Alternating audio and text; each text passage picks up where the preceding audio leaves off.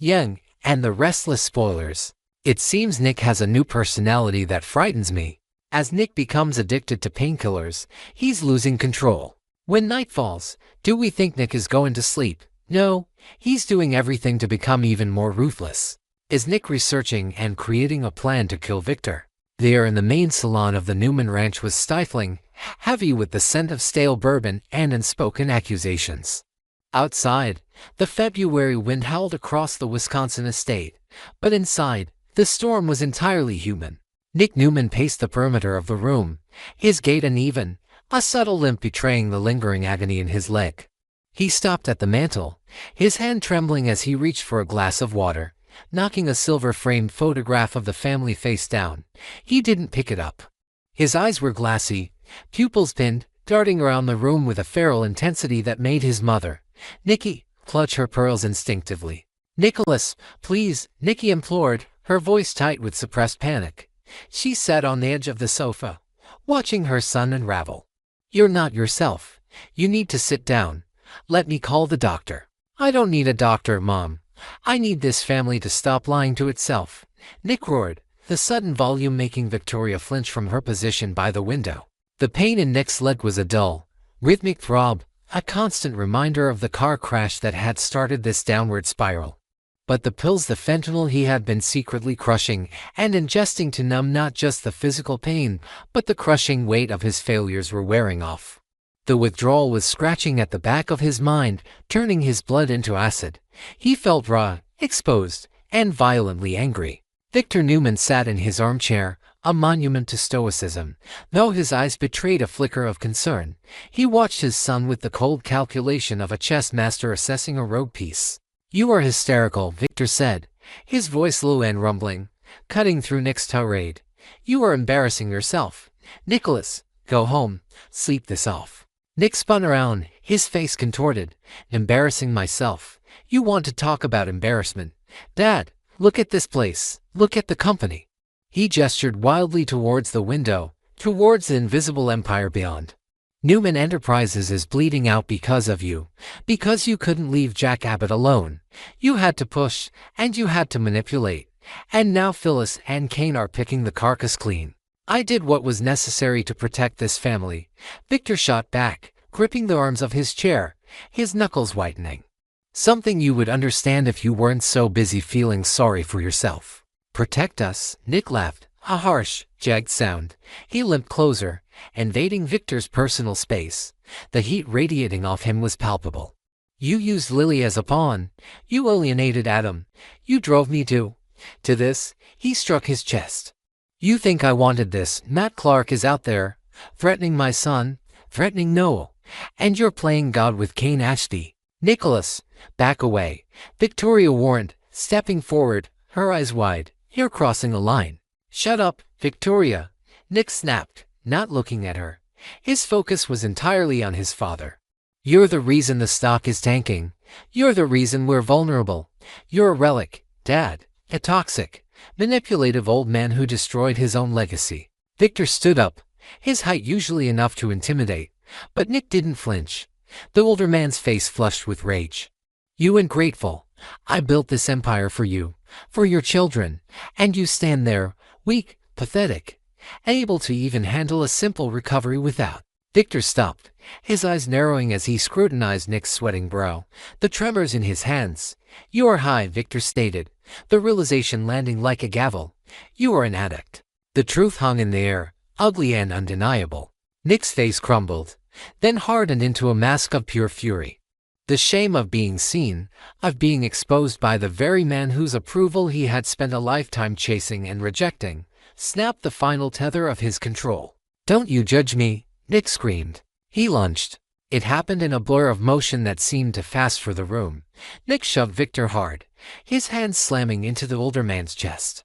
Victor stumbled back, his heel catching on the edge of the Persian rug. He flailed, grasping for the mantel, but missed. Victor fell backward, his head cracking against the sharp marble corner of the fireplace hearth with a sickening thud before he slumped to the floor, motionless. "Victor!" Nikki's scream pierced the sudden silence. She scrambled off the sofa, falling to her knees beside her husband. Blood began to pool dark and viscous against the white marble, haloing Victor's silver hair. Victoria froze, her hands flying to her mouth. "Oh my God, Nick, what did you do?" Nick stood over them, his chest heaving, his hands suspended in the air as if he could retract the push. The adrenaline that had fueled his rage evaporated, leaving him cold and trembling. He stared at his father's pale face, the stillness terrifyingly absolute. I didn't mean," Nick stammered, his voice broken. The fog of the drugs clashed with the sharp, horrifying reality of the moment. "Call 911, Nicky shrieked at Victoria, pressing her hands against the wound on Victor's head. Her fingers instantly stained crimson. "Victoria, move. He's barely breathing." Victoria snapped into action, fumbling for her phone, her eyes never leaving Nick. "Stay away from him, Nick. Just stay back." Nick took a step back, then another. The look of horror on his mother's face, the fear in his sister's eyes. It wasn't just concern for Victor. They were afraid of him. He had become the monster. The violence that had simmered beneath the surface of the Newman family for decades had finally erupted, and he was the vessel. Across town, in the sleek, glass-walled office of the CEO at Newman Enterprises, the atmosphere was electric with a very different kind of energy. Phyllis Summers sat behind the massive ebony desk that had once belonged to Victor Newman. She spun a pen between her fingers, her eyes glued to the multiple monitors displaying real-time market data and internal communication logs. Kane Ashby stood by the window, looking out at the Genoa City skyline. He looked tired, the stress of Victor's threats regarding Lily and the twins etching deep lines around his eyes. But the news that had just flashed across the internal server had shifted his focus entirely. "Did you see the alert?" Kane asked, his voice low. "Ambulance dispatched to the Newman ranch," Phyllis read from the screen, a slow, predatory smile spreading across her lips. "Priority 1. Trauma." "It could be anything," Kane said, though he turned back to the room, his interest piqued. "Nicky's health, Victor's heart. Or it could be the implosion we've been waiting for," Phyllis countered. She tapped a key, bringing up a live feed of the Newman security gate, accessed through the back doors she had installed weeks ago. "That's not a cardiac unit, that's trauma. And look who just peeled out of the driveway." On the grainy screen, Nick Newman's truck swerved through the gates, nearly taking out a stone pillar, speeding into the night. "Nick," Kane muttered, "he's been unhinged lately. The pills." "Exactly," Phyllis said, standing up and smoothing her skirt. "If Nick finally snapped, if he did something to the great Victor Newman, the family will be in chaos. Nicky will be a wreck. Victoria will be trying to manage the PR nightmare." Kane walked over to the desk, placing his hands on the cool surface. "Chaos is a ladder, Phyllis, but if Victor is incapacitated, or worse, the board will panic, the stock will freefall, and we will be there to catch it," Phyllis said, her eyes gleaming. "We issue a statement of stability. We show them that while the Newman family destroys itself with infighting and violence, the leadership of Newman Enterprises is rock solid. We accelerate the acquisition of the media division. We lock out the family accounts." Kane hesitated. "If Victor is seriously hurt, the backlash could be severe. They'll come for us with everything they have." "They have nothing," Phyllis laughed, walking around the desk to stand toe-to-toe with him. "Victor is down. Nick is a loose cannon likely on the run. Nicky is distracted. This is it, Kane. This is the moment we take it all. And there won't be a Newman left standing to stop us." At the Abbott mansion, Jack Abbott poured himself a drink, the amber liquid catching the light. The house was quiet, a stark contrast to the turmoil he sensed brewing across town. His phone buzzed on the mahogany bar top. He glanced at the ID, a contact inside the Genoa City Memorial Hospital. "Victor Newman incoming. Head trauma. Critical. Police involved." Jack stared at the message, the ice in his glass shifting with a soft clink. For years, he had fought Victor Newman. He had lost. He had won. He had been humiliated. And he had triumphed. But he had never wished for this, not exactly. Yet, as the shock subsided, the strategist in him awoke. "Critical," Jack whispered to the empty room. If Victor was out of the picture, the center of gravity in Genoa City would shift. The Newman Empire, already teetering under the assault from Phyllis and Kane, would be leaderless. But Jack knew something Phyllis didn't.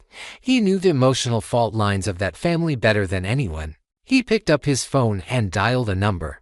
"Call," Jack said when his son answered. "Get the jet ready. And call the legal team. I want a full review of the Newman debt covenants by morning." "Dad, what's going on?" Kyle's voice was groggy. "The king has fallen," Jack said, a complex mix of regret and ambition in his tone.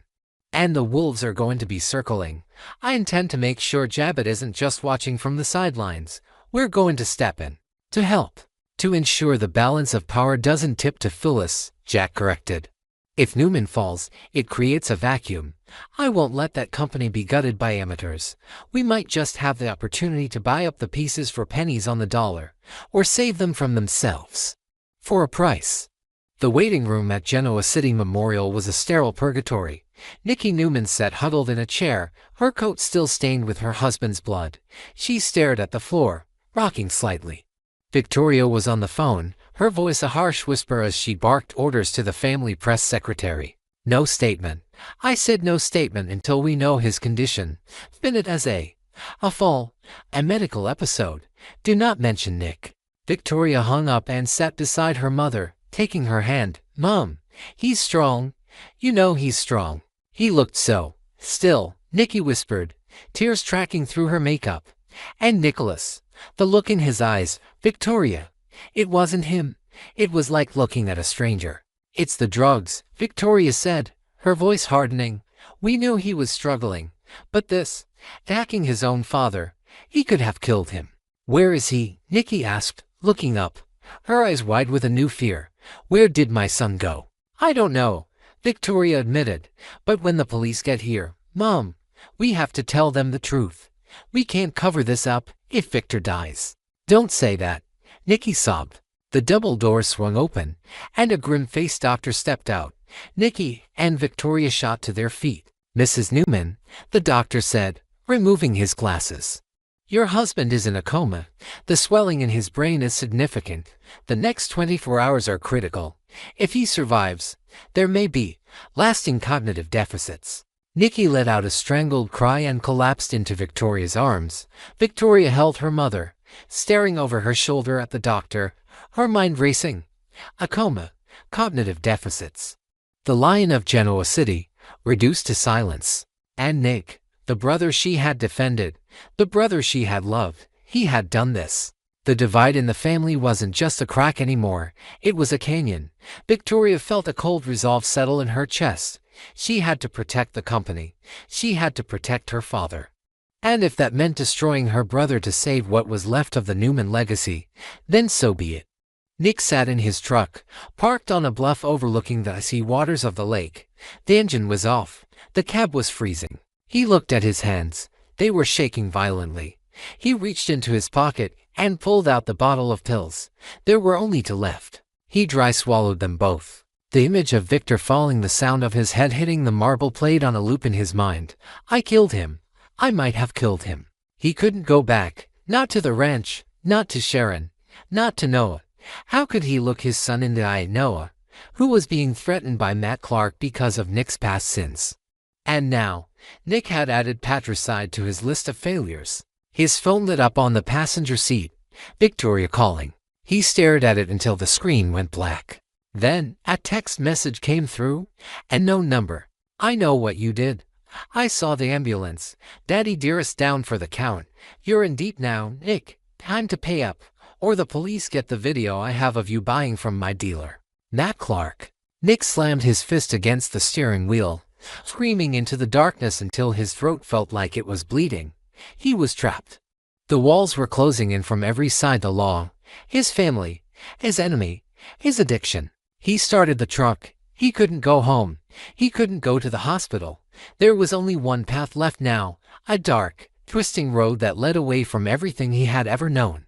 Nick Newman put the truck in gear and drove into the night, leaving the lights of Genoa City and the ruins of his life in the rearview mirror.